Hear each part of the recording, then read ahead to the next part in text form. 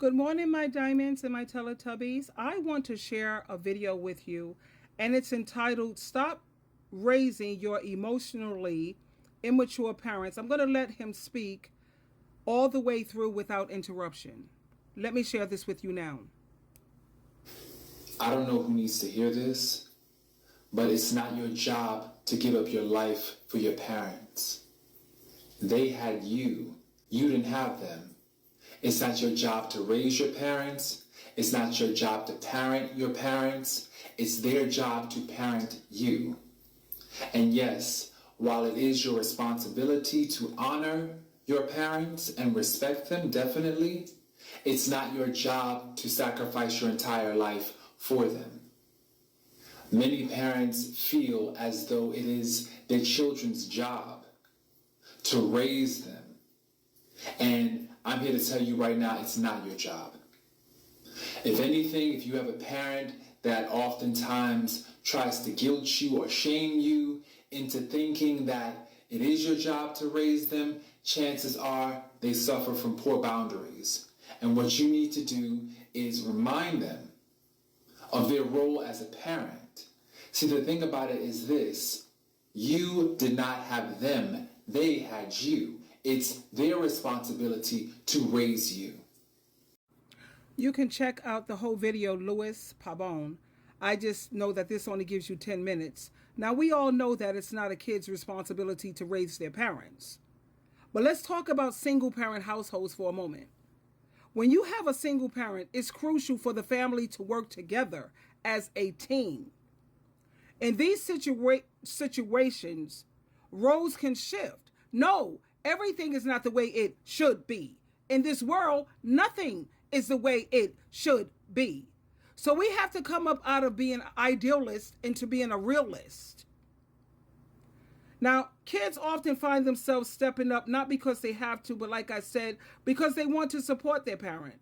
This doesn't mean that the child should take on adult responsibilities, but rather that everyone can contribute in their own way. And what is important, I know with my family, I always had family meetings every Saturday, mostly every weekend, because communication is key. We had open discussions about their feelings, their needs, expectations, and I helped to be very supportive as much as I could. Now, my definition of raising a parent is when that parent don't know how to keep a job, you're always homeless, you don't know where you're going to get food to eat, you don't have decent clothes on your back, and you're the one that have to go out there as the child and make all of these things happen. That's raising a parent. And you have a lot of these millennials and Generation Z, they don't care about what the Bible says. They say that your parent try to make you feel guilty or make you feel obligated. No, honey. Did you know that the Bible, it makes it very clear that children are supposed to grow up and repay their parents? This concept may sound surprising to a lot of people, but it's deeply rooted in scriptures and tradition. Look at Ephesians chapter 6, verse 1 through 3, where it says that children are to honor their father and their mother. This is not just about being obedient, it's about showing some gratitude and some respect. As these children grow into adulthood, they carry the responsibility. Yes, I said it. And I know the only people that's not going to agree with it are people who don't appreciate anything about their parents. So they'll side with what this gentleman is saying. You have that responsibility of honoring your parents. And if you don't know what that means, look it up. You don't honor them just in words, but you honor them through action. Now, repaying your parents, it doesn't always mean financial support, although that can be part of it. It's about showing appreciation for the sacrifices they made, the lessons they taught you, and the love they provided. Now, whether it's spending quality time with them, which is what most of these adult children don't do, just ask your adult parent what is their love language. Helping them with daily tasks, or simply expressing your gratitude through kind words. These acts are a way of repaying their investment in your life. Proverbs chapter 23, verse 22, and this is not about guilting you, because if you feel that this is a parent trying to guilt you, your battle is not with me. Your battle is with God and Jesus Christ, because this is what they're saying. It reminds us to listen to our parents and to value their wisdom. But you have some kids, they don't want to hear nothing you have to say. They challenge everything you do. They challenge everything you say. We have navigated through many challenges in life, so we have a lot of insight, but they don't want to hear it. And let's think about when you have a single parent. It's important for the family to work together. In these situations, like I said, a lot of times kids are going to have to find themselves stepping up and being in a position where they may not want to be. This doesn't mean that you have to take on the adult responsibilities like the heavy load, but communication, like I said, is one of the most important things. And I made sure that me as a parent, I had that communication. Without communication, there is no relationship. Now, as much as we know that kids are not supposed to be raising their parents, but when you're in a single parent situation, see, this is based on situations, things, they can get pretty tricky. It's like a team sport where everyone needs to pitch in, even if it feels like it's unfair sometimes. Now, I know trying to balance work, trying to balance life and parenting, it's tough. But when the family works together, it can make a world of difference. Kids, check me out. Kids can help out with the chores or even just be there to listen.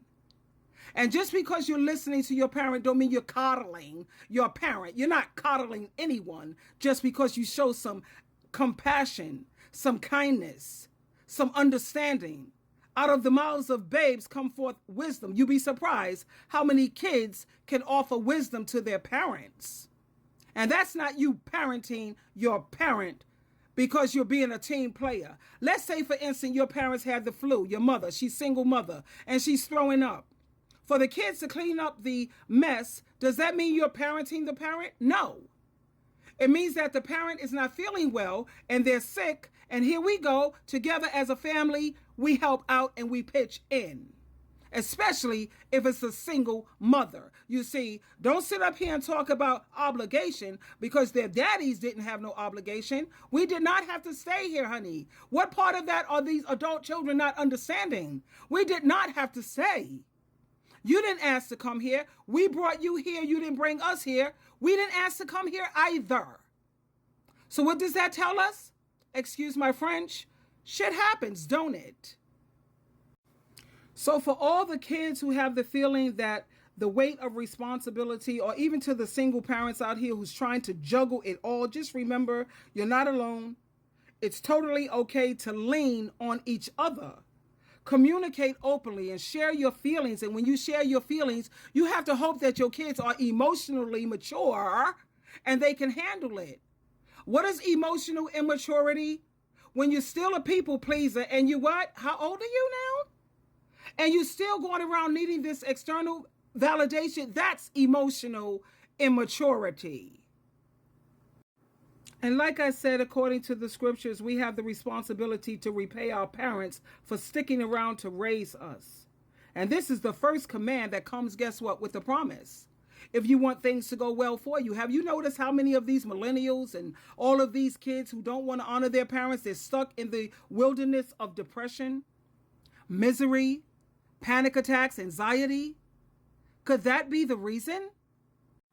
In closing, 1 Timothy chapter 5, verse 4 in the easy read, if a widow has children or grandchildren, then they should take care of her. The children must help their parents or grandparents because they belong to the same family. Their parents help them, so they need to give them something in return.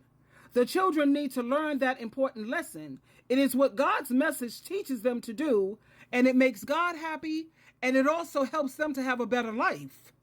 When you listen to God and Christ rather than people with their opinions, then you'll do so much better in life. Twinkle, twinkle, twinkle.